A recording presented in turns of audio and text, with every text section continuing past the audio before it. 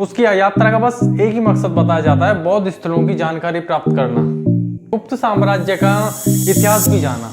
Chandragupta second उस वक्त भारत पर राज कर रहे थे कि फाहियान भारत क्यों आया तो और बौद्ध धर्म के लिए अपना जीवन व्यतीत किया था जी दोस्तों। और इसी कारण फाहियान ने अपनी छोटी उम्र में ही अपने घर से संन्यास ले लिया था। हेलो दोस्तों, मैं अवनीश आपका फिर से द W2 में एक नई वीडियो के साथ स्वागत करता हूं। तो कैसे हैं आप सभी? मैं आशा करता हूं आप सभी बहुत अच्छे होंगे, स्वस्थ होंगे। तो दोस्तों आज हम बात करेंगे एक महत्वपूर्ण टॉपिक पर, एक अच्छा टॉपिक, एक हिस्ट्री का टॉपिक, एक यात्री के बारे में बात करने जा रहे हैं ये दोस्तों, जिसका नाम फाहियान था। आप लोगों में से बहुत लोग समझ भी गए होंगे किसके बारे में बात करने वाले हैं। आज हम बात करेंगे पहला चीनी यात्री जो भारत आया जी दोस्तों। फाहियान पहला चीनी यात्री था जो पहली बार भारत आया, पहला चीनी यात्री जी दोस्तों। उसके बाद काफी आए लेकिन फाहियान पहला था। आज हम इसी के बारे में कुछ टॉपिक्स के बारे में बात करनी है, क्यों ये भारत आया, क्या कारण था और इसने क्या क्या यहाँ पर आकर किया, इसके बारे में हम बात करने वाले हैं। तो सबसे पहले बताते हैं कि जब ये भारत आ रहा था तो इसने अपनी जो इसकी यात्रा का समय था, इसने सब कुछ लिखा था। इसने एक लिपि द्वारा लिखा था और कुछ इतिहासकारों का ये भी मानना है कि इसने मध्य एशिया के बारे में, जब ये मध्य एशिया के देशों से होकर गुजर रहा था, उनके बारे में इसने कुछ वृत्तांत लिखा था। और बताया जाता है कि ये रेशमी मार्ग से होकर भारत आया था। तो दोस्तों अब बात करते हैं फाहियान किसके शासनकाल में भारत आया। जब फाहियान भारत आया तब किसका शासन चल रहा था भारत में? तो दोस्तों उस वक्त गुप्त साम्राज्य भारत में मुख्य रूप से राज कर रहा था।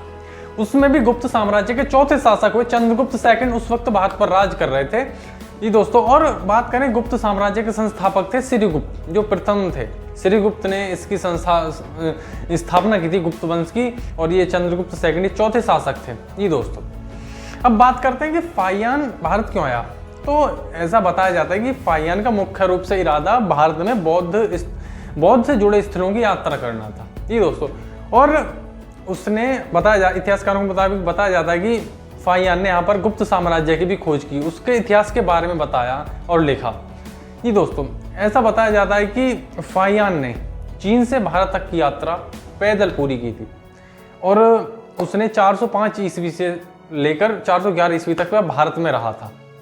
और दोस्तों फाहियान का भारतीय यात्रा का एक प्रमुख उद्देश्य यह था भारतीय बौद्ध ग्रंथों की जानकारी लेना और उन्हें इकट्ठा करके लेकर जाना। फाहियान ने नेपाल, श्रीलंका, नेपाल में जहां पर भगवान जो गौतम बुद्ध थे उनका जन्म हुआ था लुम्बिनी कपिलवस्तु नेपाल में, उसका मुख्य उद्देश्य वहां की यात्रा करना। तो बात करते हैं फाहियान कहां का था। तो दोस्तों फाहियान जो चीन के शांसी प्रदेश के पिंगयांग नाम की जगह का एक मूल निवासी था। फाहियान ने बौद्ध धर्म के सदाचारों के पालन के लिए और बौद्ध धर्म के लिए अपना जीवन व्यतीत किया था ये दोस्तों। और इसी कारण फाहियान ने अपनी छोटी उम्र में ही अपने घर से संन्यास ले लिया था। एक बौद्ध धर्म के लिए अपने जीवन बिताने के लिए उन्होंने घर से संन्यास ले लिया था, घर को छोड़ दिया था। एक छोटी जाता है फाहियान जो चीनी यात्री था, वह अपने कुछ अन्य साथियों के साथ लगभग 35 वर्ष की उम्र में 399 ईस्वी में भारत यात्रा के लिए रवाना हो जाते हैं और वह मध्य एशिया से गुजरते हुए लगभग 402 ईस्वी में उत्तर भारत में प्रवेश कर जाता है। यात्रा के समय फाहियान वाराणसी, उत्तर मथुरा भी गया और वहां को जानने की कोशिश करता है। इसके बाद वह पाटलिपुत्र में 3 वर्ष तक अध्ययन भी करता है उसके बाद उसने 2 वर्ष ताम्रलिप्ति में भी बिताया और उसने धर्म सिद्धांतों की तथा चित्रों की प्रतिलिपि तैयार करता रहा। उसने अपने धर्म के प्रति जो कार्य किए वो सराहनीय है। इसके बाद वह जब बूढ़ा हो जाता है, बूढ़ा होने के बाद वह अपने कार्यों के, अपने लक्ष्य की ओर अग्रसर रहता है।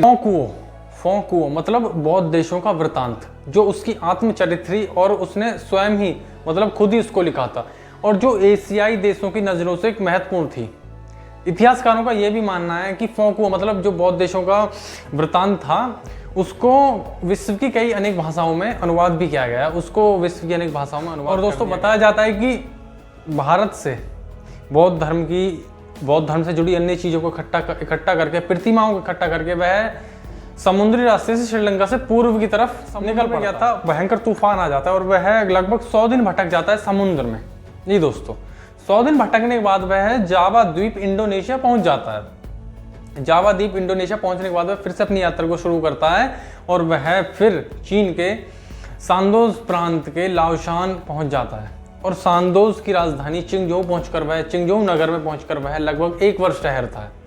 और 1 वर्ष ठहरने के बाद जो वह अपनी चीजें साथ ले गया था भारत से, उन चीजों को जानता है, उनकी जानकारी प्राप्त करता है, फिर उनको अनुवादित करता है, इस कार्य को पूरा करता है ये दोस्तों। वीडियो यहीं पर ख़त्म करते हैं। जैसा कि आपने बताया कि फाहियान जो पहला चीनी यात्री था उसका बस एक ही मकसद था, वह क्योंकि वह एक बौद्ध था, बौद्ध धर्म का अनुयायी था और उसने बौद्ध धर्म के ज्ञान के लिए, बौद्ध धर्म के चीज़ों को जानने के लिए, बौद्ध धर्म के ग्रंथों को जानने के लिए वह भारत आया मुख्य रूप से। और उसका कोई इरादा नहीं था, क्योंकि भारत जो भी आया अपने कुछ लाभ के लिए आया, जैसा आप जानते हैं सब लोग। इसका भी यही कारण था, यहाँ वो बौद्ध भगवान बुद्ध से जुड़ी चीज़ों को ले जाने आया था, जानने आया था और ले भी गया था। तो दोस्तों वीडियो को यहीं पर ख़त्म करते हैं। कैसी लगी वीडियो? मैं आशा करता हूँ आप सभी को वीडियो अच्छी लगी होगी। वीडियो अच्छी लगी तो लाइक कर दें और कैसी लगी कमेंट में लिख कर बताएं और चैनल को सब्सक्राइब कर लें, बेल आइकन को बजा दें ताकि नोटिफिकेशन मिलता रहे सबसे पहले। ये दोस्तों आगे भी आपको वीडियो मिलती रहेंगी अच्छी अच्छी। बाय बाय, जय हिंद, नमस्कार।